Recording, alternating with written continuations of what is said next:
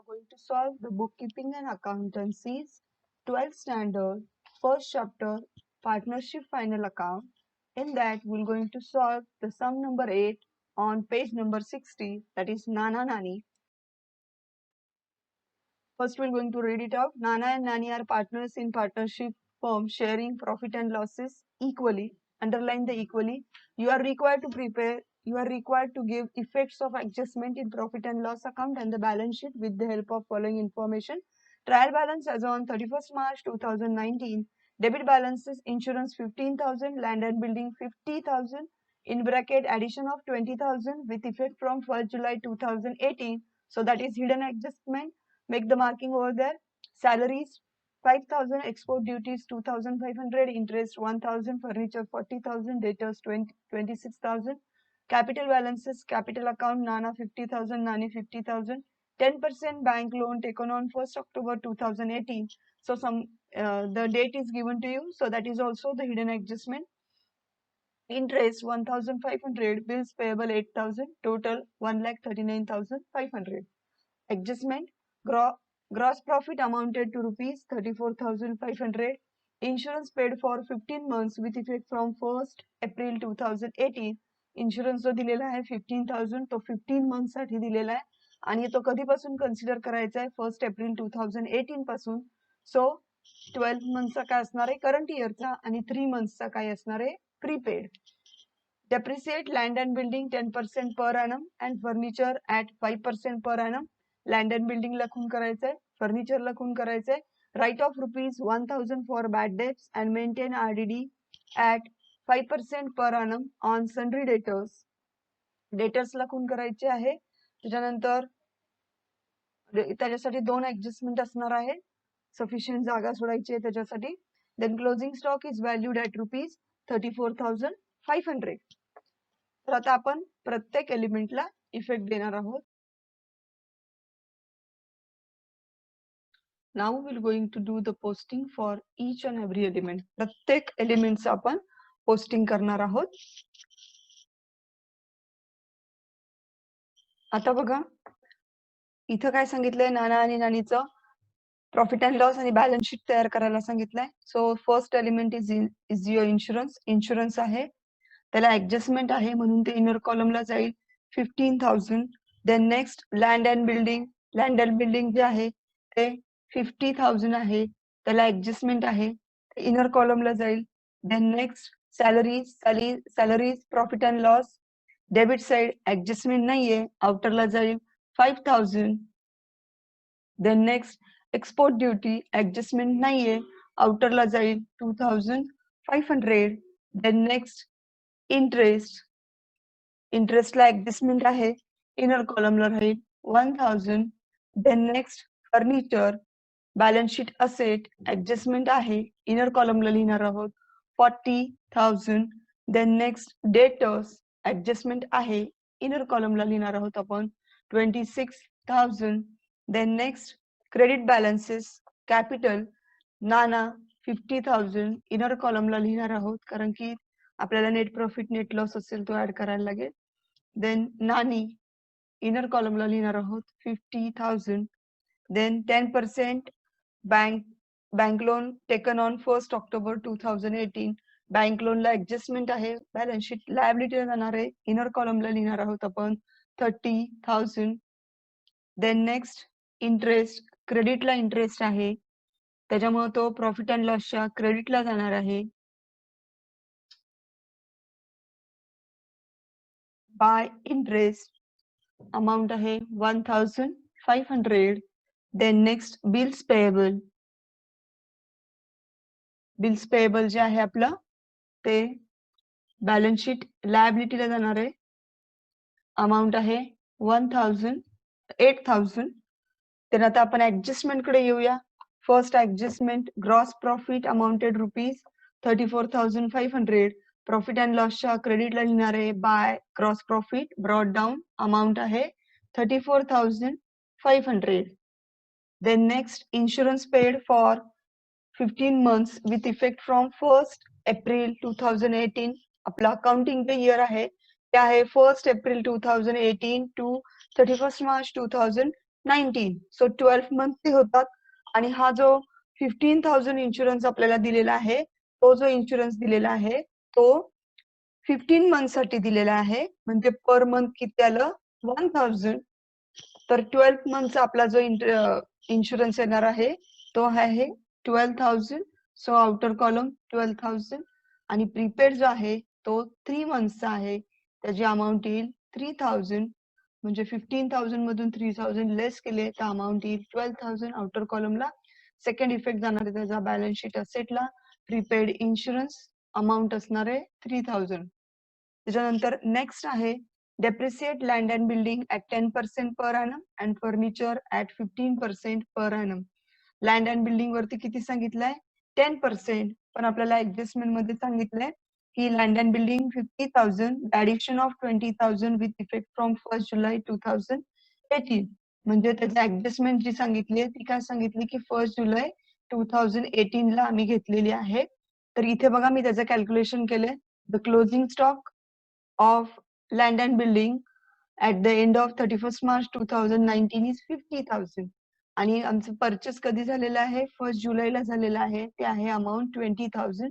So first you have to find out the opening stock. Opening stock कसा काढणार? Closing stock minus purchases. So opening stock आमचा किती आहे? 30,000. Land and बिल्डिंगचा opening stock आहे 30,000. So 30,000 वरती मला 12 मंथ्स द्यायचं आहे.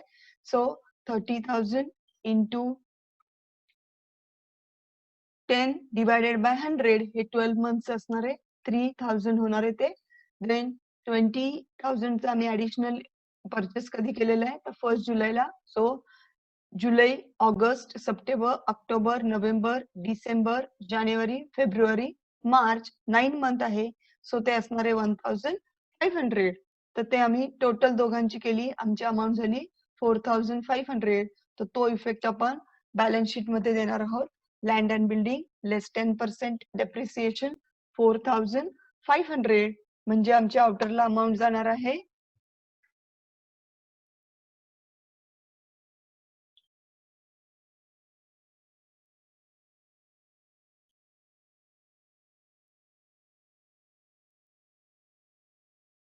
44,500. सेकंड इफेक्ट जाणार आहे आमचा प्रॉफिट अँड लॉसच्या डेबिटला टू डेप्रिसिएशन लिहिणार आहे. लँड अँड बिल्डिंग इनर कॉलमला लिहिणार आहोत 4,500.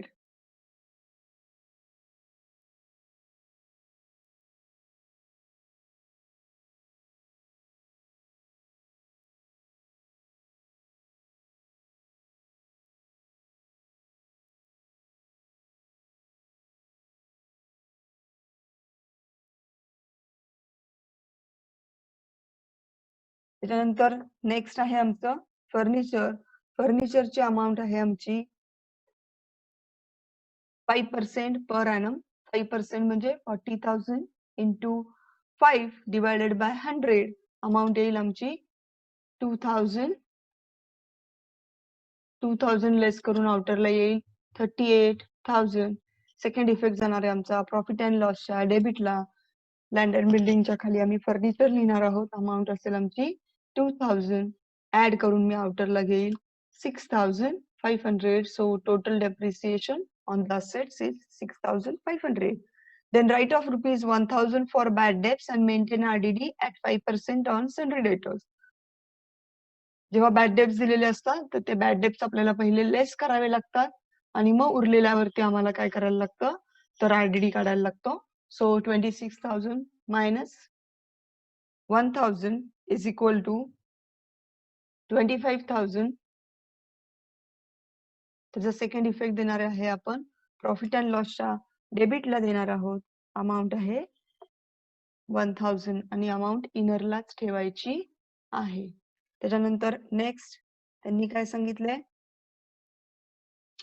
तर 5% RDD on sundry debtors. Sundry debtors वरती आपल्याला 5% काढायचे. आता आपल्याकडं सन्ड्री डेटर्स आहेत 25,000. ह्या 25,000 वरती मला 5% काढायचंय म्हणजे 25,000 इंटू 5 डिवायडेड बाय 100. आन्सर येईल तुमचं 1,250. 1,250 लेस करायचंय. आउटरला घ्यायचंय 73,000. 750 हे आन्सर येईल. त्याच्यानंतर सेकंड इफेक्ट द्यायचा आहे बॅड डेब्ट्स मध्ये ऍड आरडीडी ऍड करायचा आहे. अमाऊंट आहे 1250 म्हणजे टोटल आमची अमाऊंट येणार आहे 2250. आउटरला येईल ही अमाऊंट.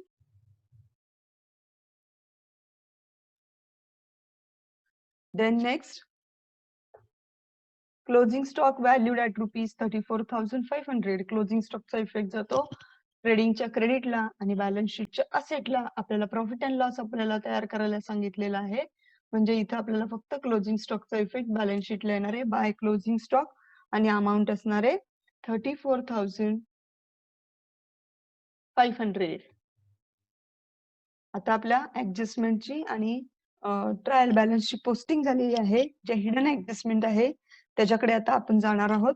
ते म्हणजे 10% bank loan taken on 1 October 2018. म्हणजे हा बँक लोन जो आहे तो आम्ही कधी घेतलेला आहे तर 1 ऑक्टोबर 2018. आमचं अकाउंटिंग इयर संपतं 31 मार्च 2019 ला. म्हणजे आम्हाला त्याच्यावरती ऑक्टोबर पासूनचे इंटरेस्ट द्यायला लागणार आहे. ऑक्टोबर, नोव्हेंबर, डिसेंबर, जानेवारी, फेब्रुवारी, मार्च. सो 6 मंथचं द्यायचंय. म्हणजे त्याच्यासाठी कॅल्क्युलेशन करणार 30,000 into 10 divided by 100 into 6 divided by 12 कारण की 6 महिन्याचा इंटरेस्ट आहे. तर ती आपली अमाऊंट येणार आहे 1,500. आपण कॅल्क्युलेशन केल्यानंतर आपल्याला अमाऊंट मिळते 1,500.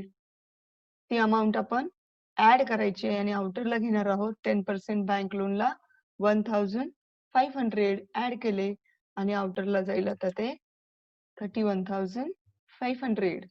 सेकंड इफेक्ट जाणार आहे आमचा प्रॉफिट अँड लॉसच्या डेबिटला टू इंटरेस्ट लिहिले त्याच्यामध्ये लिहिणारे त्याच्या खाली लिहिणारे आम्ही add in 10% interest on bank. मग ती अमाऊंट येईल आमची 1,500 ऍड करून आउटरला येईल 2,500. अशा पद्धतीनं आपलं सम सोडवून झालेलं आहे, पोस्टिंग करून झालेलं आहे. आता आपल्याला काय करायला लागणार आहे ते कॅल्क्युलेशन करणार आहे आपण. आता आम्ही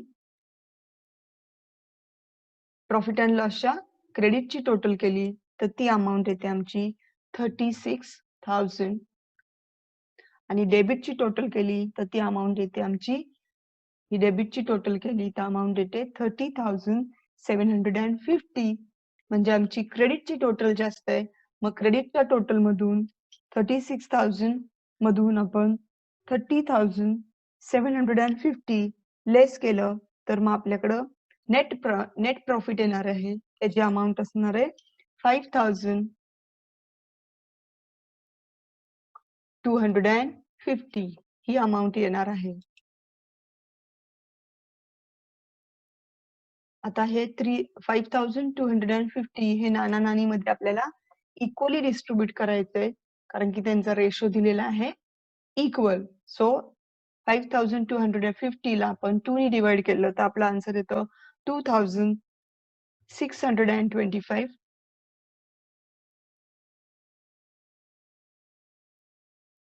आता हा जो प्रॉफिट आलेला आहे हा आम्ही बॅलन्स शीटला कॅपिटल मध्ये ऍड करणार आहोत. ऍड नेट प्रॉफिट अमाऊंट आहे 2,625 म्हणजे आउटरला येईल 52,625. इथे पण आम्हाला नाणीमध्ये पण तो प्रॉफिट आहे तो ऍड करायचा आहे. त्यांची पण अमाऊंट येईल 52,625. अशा पद्धतीने आपण सगळं सम केलंय. आता आम्हाला असेट्स आणि लायबिलिटीची टोटल करायची आहे. असेट्स आणि लायबिलिटीची टोटल केली तर ती आपली येते 1,44,750.